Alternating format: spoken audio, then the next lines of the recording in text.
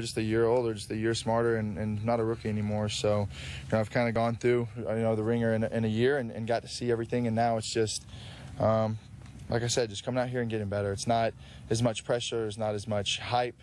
It's just another guy on the team, and now I can just come out and play and do my game and really get to learn, because that's what I needed to do. I just needed to learn, be patient with this, and the thing that I'm kind of struggling with now a little bit is just don't be too hard on myself. There's going to be some aches and bumps here, but when we go in the afternoon, we're learning a lot from what's happening on the field, which is a great thing. Football right now is my life, and football is what I'm doing and focusing on, 95% of the time. So, there is a little bit of a life out of here whenever we get out from 8 to 10 or whatever it is, but off field is off field, and for right now, football is my life, and I'm trying to make the most of it. All right, before we react to Johnny here, Stephen A., let's just clarify our Chris Carter conversation there quickly. Well, I thought you were talking about Aldon Smith telling Chris Carter. No. That I didn't know you were talking about Chris Carter. That's that once he got cut, he got his act together, his football career back. So like you guys were saying, hopefully that should be the case. When I said he lied, I was talking about Aldon Smith, not Chris Carter. Yes. Okay, we're all good. How about Johnny? Listen, again, last time I saw Johnny was during the NBA Finals, Skip. I like where his head is at. There's a commitment to excellence. He was embarrassed by his performance last year, and he's highly competitive, and he wants to be there. He wants to be there for himself. He wants to be there for his teammates, and that's the beauty of professional sports, even to a greater degree than college. There are grown men that you're playing with. They're getting paid. This is their livelihood. They got families to take care of, families to feed, mortgages to pay. And when you let yourself down, in the process, you let them down. And I think that hit home with Johnny more so than at any time in his life. And I think he's going to be ready. I mean, if he's not good enough, he's not good enough. Yep. But it won't be for a lack of effort or a lack of commitment. Obviously, Johnny got help in the offseason. And God bless him. God bless him for I hope that. it takes. I hope it holds. I hope it continues. But he is being a model citizen. He's finally doing it the right way. This is my personal wish for Johnny. I hope this expedites somebody trading for him before the regular season starts so that he can get a fresh start with a better organization than the Cleveland Browns. That's my wish for him. Well, it's going to be interesting to see what he does, because if he's able to succeed on any level in Cleveland, that's going to speak volumes for him down the road elsewhere, because we know that Cleveland is a relatively dysfunctional situation. With the management and with Mike Pettin, even though he can coach, it's just a dysfunctional situation in terms of player communication. And my only concern for Johnny is this new Johnny who's doing it the right way. I don't want him to lose that spark that Johnny football had. So you have to do it the right way within the confines of studying and being a model citizen. But at some point, you just got to be Johnny Football. And I hope he doesn't want to be called Johnny Football, but I hope he doesn't lose that from his psyche and his game. I don't think that Johnny would mind being called Johnny Football if it's an attribute to what he's doing on the field. Yeah. It's just that he doesn't want to be called Johnny Football right now, because he knows he doesn't deserve it. Yeah. He knows he doesn't deserve it, but he will. It appears he has his head on straight there, and we hope it works out for him. But we're in Patriots camp, and up next, Rob Ninkovich is going to join us. Early in the show, we talked about the question marks on the Patriots defense. They lost some key guys like Vince Wilfork. How will they adapt? We'll get into all that on the other side of the break. First take from Foxborough, Massachusetts.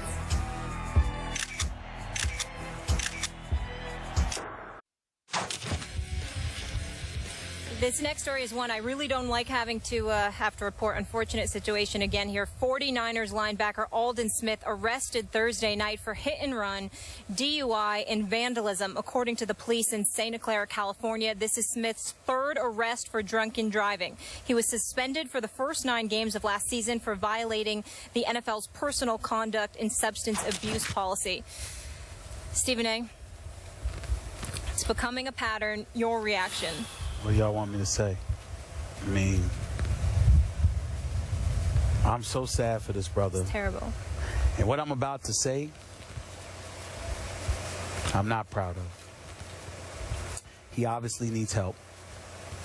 He needs to be in rehab.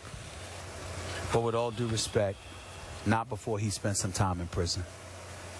This is his 3rd DUI arrest. It is the 3rd time you have endangered human beings other than yourself. True. It's at least the 2nd time.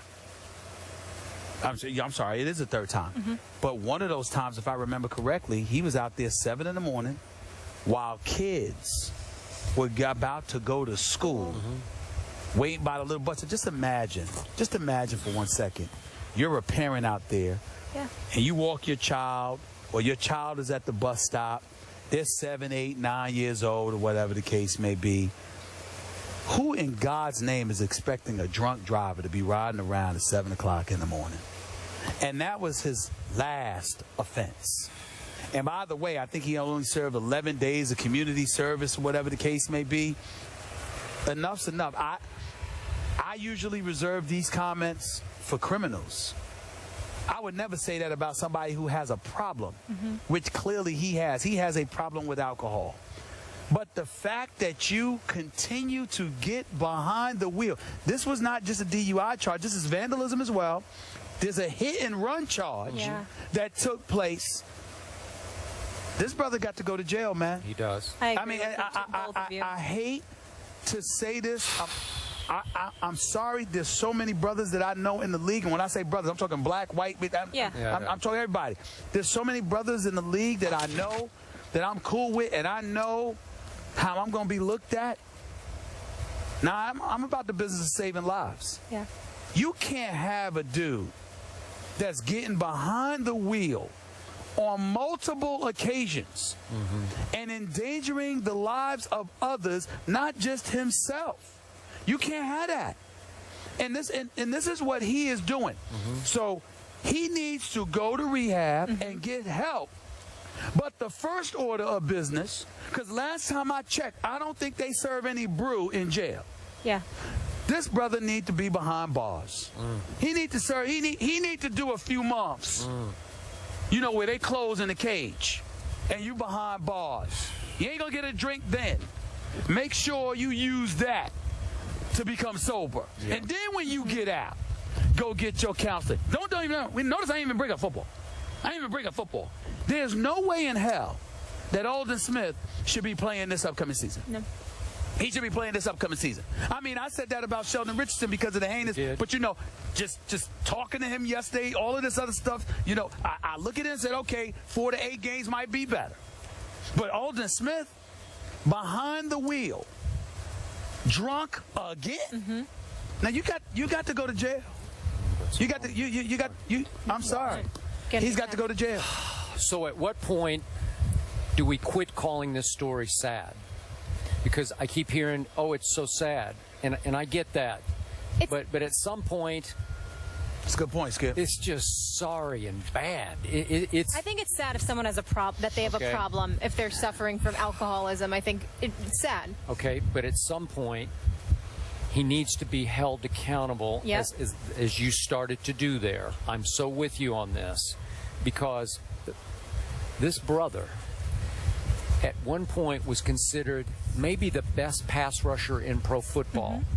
He was such a game changer that he has been coddled, and he has been enabled to continue to fail and fail and fail because he feels he's entitled, because he's so gifted that he says, I got this, and I got it again because they're going to have my back because they need me so bad.